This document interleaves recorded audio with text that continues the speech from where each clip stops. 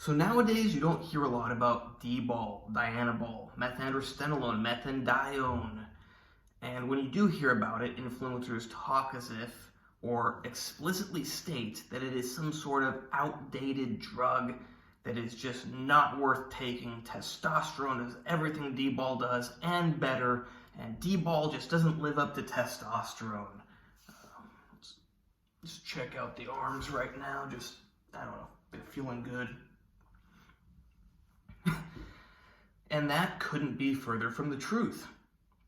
Dianabol, now, you don't always end up getting what you aim for, but it was specifically designed to be better than testosterone for sport and muscle building, like muscle and strength, everything to do with your muscles. It is more active in the muscles. It doesn't get broken down as quickly as testosterone, and it's less androgenic. When you take steroids, the goal is typically to get bigger or stronger, or both, not to get more hairy, more aggressive, worse skin, more oily skin. You get the idea. That's not why people take anabolic steroids generally. Dianabol has way less androgenic side effects than testosterone, and no one really talks about this. They only say, oh, well, Dianabol doesn't turn into estradiol. It turns into, sometimes they're like something else, but sometimes they know it turns into methyl estradiol, which is true, which does fulfill most of the physiological needs of the body, but not all of them that estradiol fills. Methyl estradiol is a bit different, but despite that, you greatly reduce the androgenic load, which is important because you look, there's so many people nowadays that are just blasting highly androgenic steroids, and you can instantly tell when you look at them. Maybe you can't, but I can. Most people can tell, although they don't necessarily know what they're looking at. When you see these people the typical image I conjure up is the guy who kind of works out, but he takes a lot of androgenic steroids, so his muscles are really glycogenated and really full of blood, and his skin is extra aged and reddish, and he just looks kind of weathered and leathery, and is really pumped up, but doesn't have the carefully sculpted physique of someone that actually works out for bodybuilding. Because he doesn't work out for bodybuilding, he just takes a bunch of highly androgenic steroids to look like he does bodybuilding.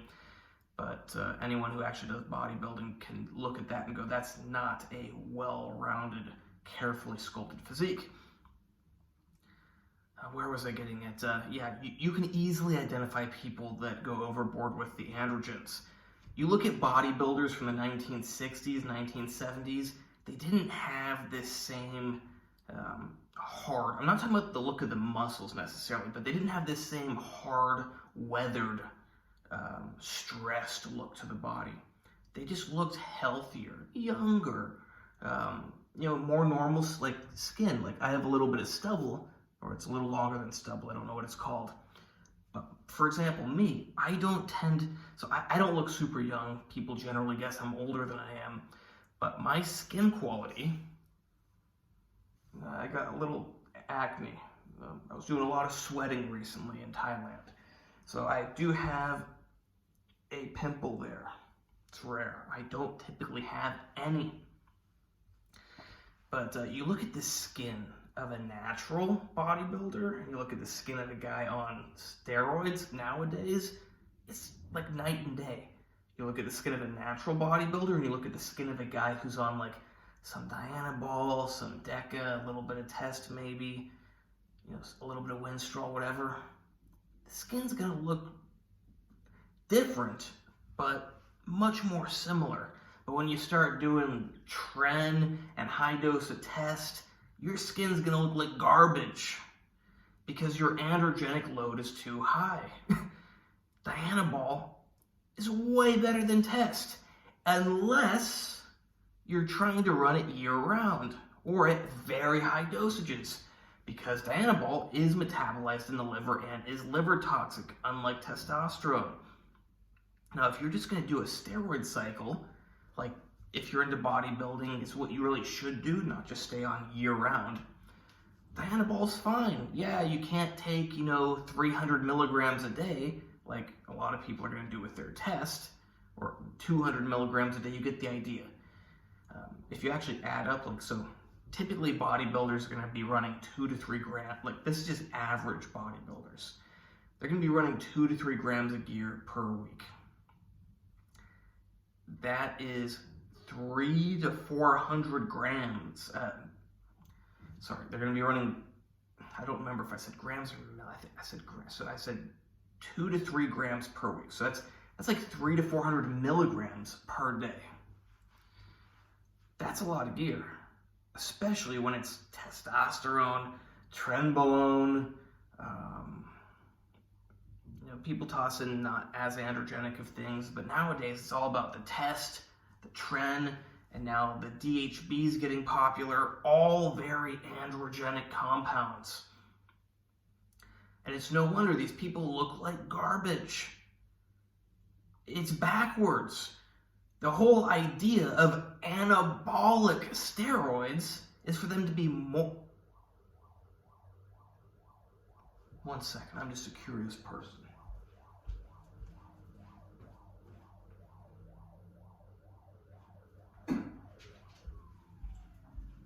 Fire truck. But the whole idea of anabolic steroids is that they're more anabolic and less androgenic than testosterone. Or else people would have just from day one taken a bunch of testosterone. But way back when, people were smarter than they are nowadays, and they're like, hey, testosterone's great, but it has these side effects that we would like to reduce, and we want to make it grow the muscles better. So they made things like Dianabol, stanozolol, oxandrolone, all sorts of anabolic steroids that are more anabolic and less androgenic than testosterone. But somehow things got switched around, and nowadays everyone test is best. Yeah, you gotta run a test base. Now, I agree, run a test base. Just enough to fill your physiological needs. That's not 2 grams a week. That's not even 1 gram a week. That's, 250 milligrams a week. Maybe you want to go up to 500. It's above your physiological needs. But the problem is people want to put all this test and then, stack some tren, stack some DHB.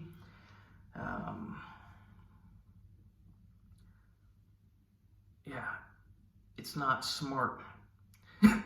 Back in the day, it was like Dianabol, nandrolone, primobolan, stanozolol. These are all more anabolic, less androgenic compounds. And that's why back in the day, they just looked better. They didn't look so... it's a look of high oxidative stress, high androgenicity.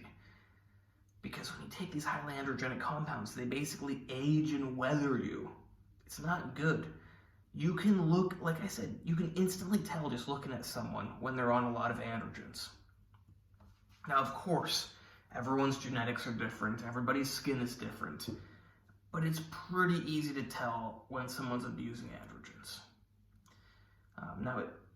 Any steroids are going to change your skin, but especially testosterone, trenbolone, and other androgenic things. So, Dianabol, in most ways superior to testosterone, but it is not superior in a testosterone replacement therapy sense because it's not a very good long-term option considering that it is stressful for the liver. But if you're going to do a steroid cycle and you're not going to run ridiculous dosages, it certainly has a place. Now, I'm not saying that you should have no testosterone. You can put a little bit of testosterone, but instead of upping the testosterone, add in the Dianabol. I know I'm the only person saying this, so how do you, maybe I'm just crazy. Maybe Dianabol sucks. Maybe you should just, run 1 gram a test, 2 grams a test, because that is way better. But I'm not crazy. I know what I'm talking about. Other people that are experienced with stuff know this. There's certain things that people just know.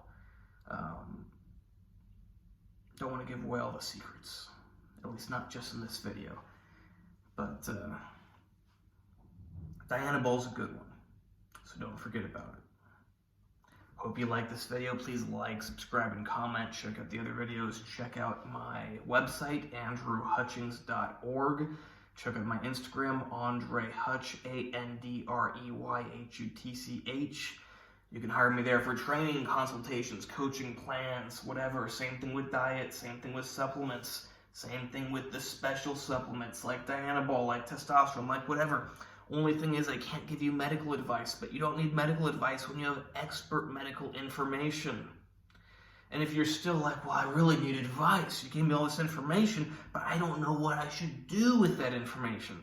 I go, I can't advise you what to do, but if I were you, I would do this, this, and this. You see how that works? You don't need medical advice. You just need my expert medical information along with what I would do if I were you. And I'm much more knowledgeable and experienced than most people who can legally give you medical advice. Soon I'll be able to legally give you medical advice, but there's no need. Even when I can legally give you medical advice, for liability issues, I might still not give you medical advice. Please like, subscribe, and comment.